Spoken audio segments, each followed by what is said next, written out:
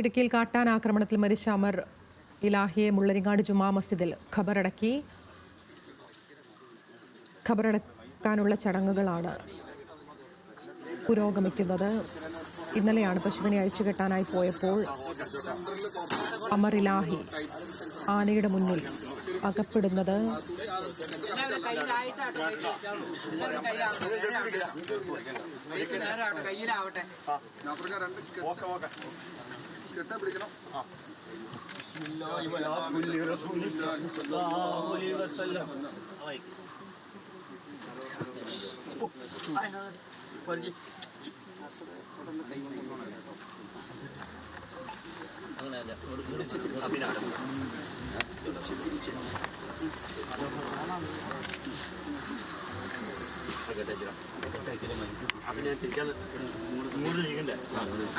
ചെലിയാ കെട്ടെ പിടിച്ചോ, പിടിച്ചിട്ട് തിരിച്ച്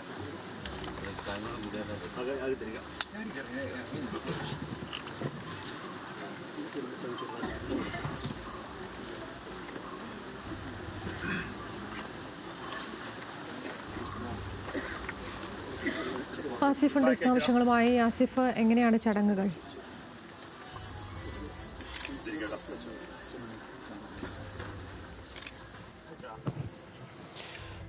ഇപ്പോൾ പള്ളിയിലെ പ്രാർത്ഥനകൾക്ക് മൃതദേഹം ഖബർ എത്തിച്ചിരിക്കുകയാണ്. ഇപ്പോൾ ഖബറടക്കുന്ന നടപടികളിലേക്ക് കടക്കുകയാണ്. എന്തായാലും നമുക്കറിയാം, ഇന്നലെ 3 മണിയോടുകൂടിയാണ് ഈ സംഭവം ഉണ്ടായത്. പോസ്റ്റ്മോർട്ടമെല്ലാം പൂർത്തിയാക്കി പുലർച്ചെ 3:30 മൃതദേഹം വീട്ടിലെത്തിച്ചു.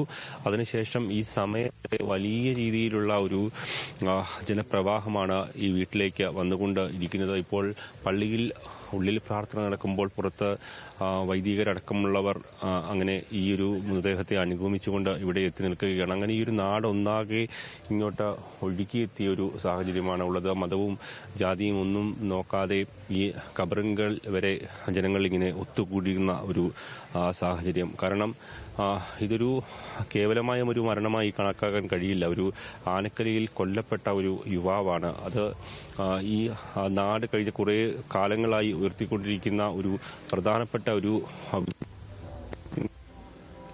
മാത്രമാണ് നമുക്ക് അമറിനെ കാണാൻ കഴിയുകയുള്ളൂ.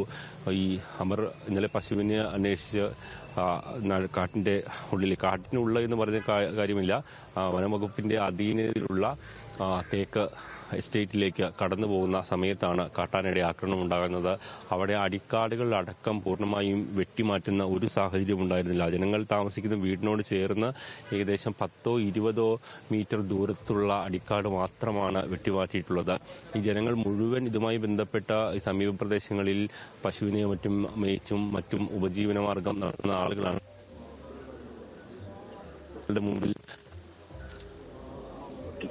സുഹൃത്തും അവർ രക്ഷപ്പെടാനുള്ള ശ്രമം നടത്തിയെങ്കിൽ പോലും ഇവരെ കണ്ട സമയത്ത് കാട്ടാന പെട്ടെന്ന് തന്നെ മൺ ചുഴറ്റി ഇവരുടെ നേരെ എറിഞ്ഞു എന്നാണ് ഇപ്പോൾ പരിക്കേറ്റ ചികിത്സയിലുണ്ടായിരുന്ന അമറിന്റെ സുഹൃത്തിൽ നിന്നടക്കം മനസ്സിലാകുന്നത്. അപ്പോൾ അങ്ങനെ ഒരു മണ്ണിൽ ചുഴറ്റി നിമിഷ നേരങ്ങൾ കൊണ്ടുള്ള ഒരു ആക്രമണമാണ് ഉണ്ടായത്. ആ ആക്രമണത്തിൽ ഒപ്പമുണ്ടായിരുന്ന സുഹൃത്തിനെ കുറച്ച് അതിലേക്ക് ഒരു രക്ഷപ്പെടാനെങ്കിൽ പോലും അമറിന് അതിന് കഴിഞ്ഞ സാഹചര്യത്തിൽ അമറിനെ ക്രൂരമായി കാട്ടാന കൊലപ്പെടുത്തുകയായിരുന്നു.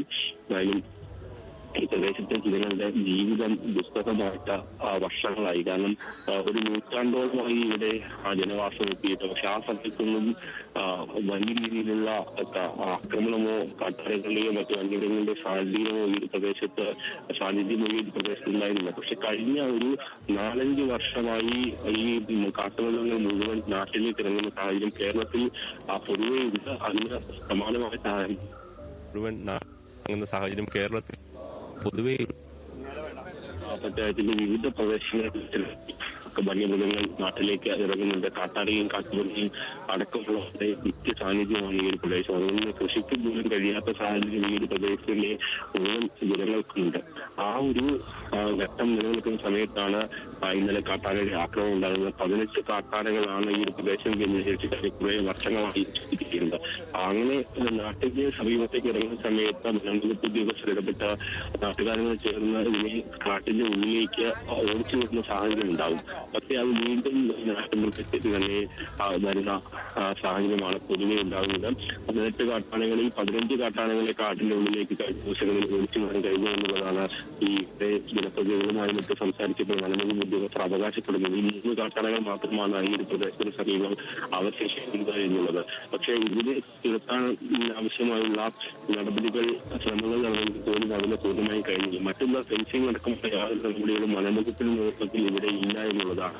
ഒറ്റവരി ഫെൻസിങ് ഈ വന്യമൃഗശല്യം രൂക്ഷമായ സമയത്ത് നാട്ടുകാർ പണം വെച്ച് മറ്റും വനംവകുപ്പിന്റെ അനുമതിയോട് കൂടി ഇവിടെ സ്ഥാപിച്ചിട്ടുണ്ട്. പക്ഷെ ആ ഒറ്റവരി ഫെൻസിങ് കടന്ന് പല മൃഗങ്ങൾക്കും കടന്നു വരാൻ കഴിയും.